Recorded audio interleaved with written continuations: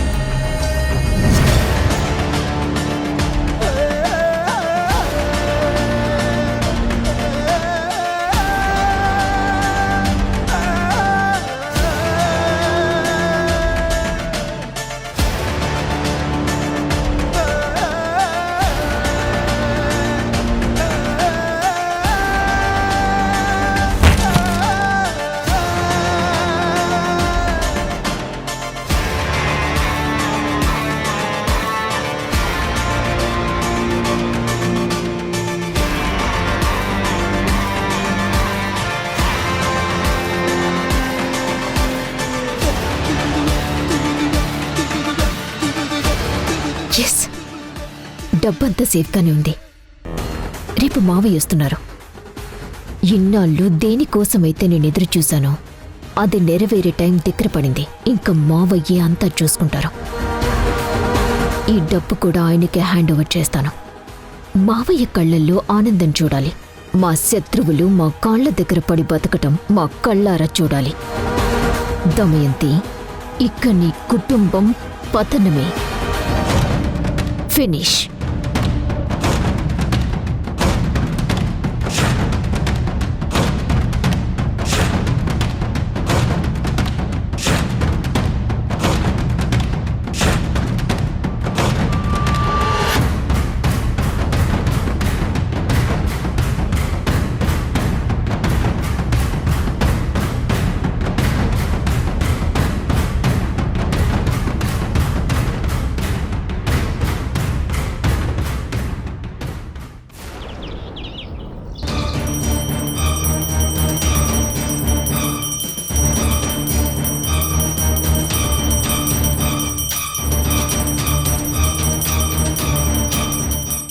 సింధు, నువ్వు ఇక్కడే ఉంటే మరి పూజ గదిలో ఆ గంట ఎవరు కొడుతున్నారు?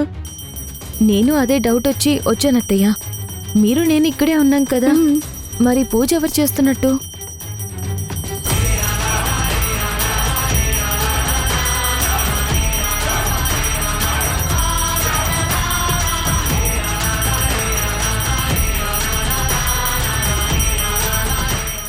ఇదేంటత్తయ్య, దెయ్యం దేవుడికి పూజ చేస్తుంది? అదే నాకు అర్థం కావటం లేదమ్మా. దెయ్యాలు వేదాలు వల్లించడం అంటే ఇదేనేమో.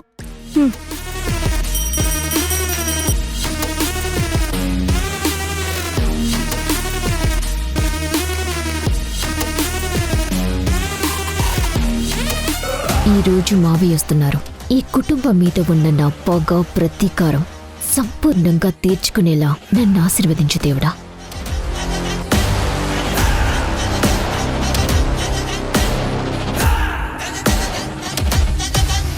హారతి తీసుకో. మధు ఏదో ప్లాన్ చేస్తున్నట్టుంది అత్తయ్య. అందుకేనా అలవాటు లేని పూజని అంత శ్రద్ధగా చేస్తుంది?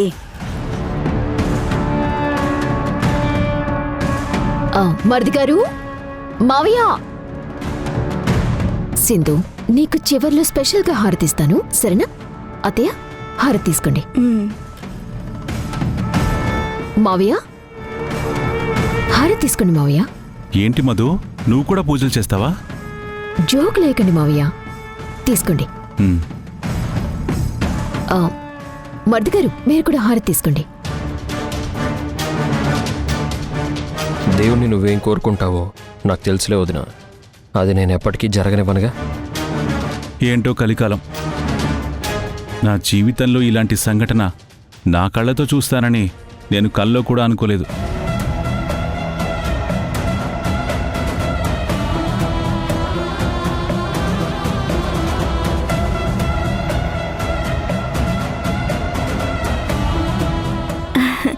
చాలా సంతోషం మధు. నువ్విలా పూజ చేయడం చూస్తుంటే నాకు కన్నుల పండుగగా ఉంది. కన్నుల పండుగ కాదే, నా కళ్ళు తిరుగుతున్నాయి అసలు.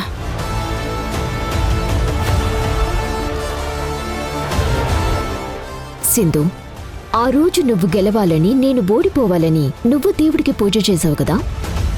ఈ రోజు నేను గెలవాలని నువ్వు ఓడిపోవాలని నేను పూజ చేశాను. ఆ రోజు నువ్వు ఓడిపోవాలనో నేను గెలవాలనో పూజ చేయలేదు. న్యాయం ధర్మం గెలవాలని పూజ చేశాను. సర్లే కాని హారతి తీసుకో. మ్మ్. మ్మ్.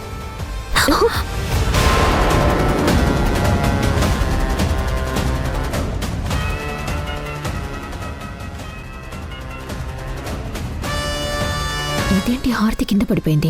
జరగబోయే అశుభానికి ఇదేమైనా సంకేతమా? చూసావా మధు, ఎప్పటికైనా న్యాయం కోసం ధర్మం కోసం చేసే పూజలే తప్పకుండా ఫలిస్తాయి, ఫలితాన్ని ఇస్తాయి. అధర్మానికి అన్యాయానికి దేవుడెప్పుడూ సపోర్ట్ చేయడు అనటానికి హారతి ప్లేటు కింద పడ్డమే ఉదాహరణ. అన్యాయాన్ని కూడా గెలిచి చూపిస్తాను సింధు. నీ పతనాన్ని నువ్వే కోరుకుంటే నేను మాత్రం ఏం చేస్తాను చెప్పు? All the best.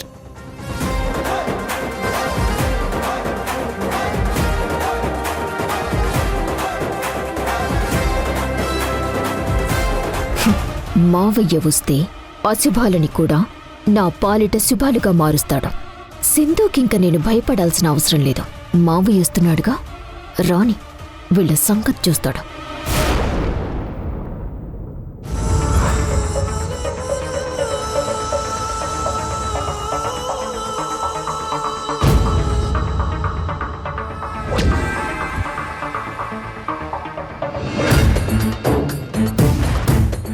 ఏంటి మధు, ఇవాళ చాలా కొత్తగా హుషారుగా కనిపిస్తున్నావు. ఏంటి విషయం? తేజ, ఈరోజు నాకు ఎంత హ్యాపీగా ఉందో తెలుసా? దేనికో ఇంత హ్యాపీ? మన లైఫ్లోకి కొత్త మార్పులు రాబోతున్నాయి తేజ. ఇన్ని రోజులు నువ్వు కోరుకున్నది, ఇన్నాళ్లుగా నేనెదురు చూస్తున్నది జరగబోతుంది. దేని గురించి మాట్లాడుతున్నావు మధు? జైలు నుంచి మావయ్య వస్తున్నాడని చెప్తే నా గతం గురించి కూడా తేజాకి చెప్పాల్సి ఉంటుంది. నా గతం నాలోనే ఉండటం బెట, ఎవ్వరికీ తెలియకూడదు. మధు, ఏంటి ఆలోచిస్తున్నావు?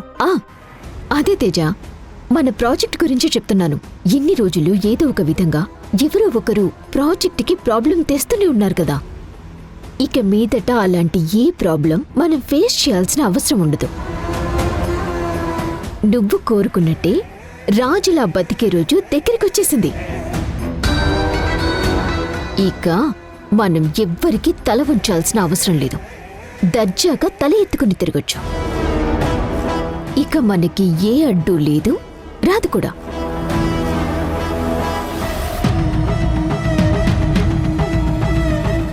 వదినా,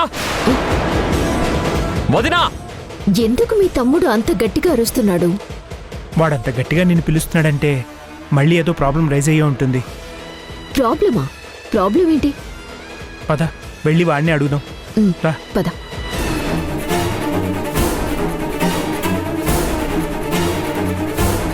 ఏంటి మరిది గారు, ఎందుకలా అరుస్తున్నారు?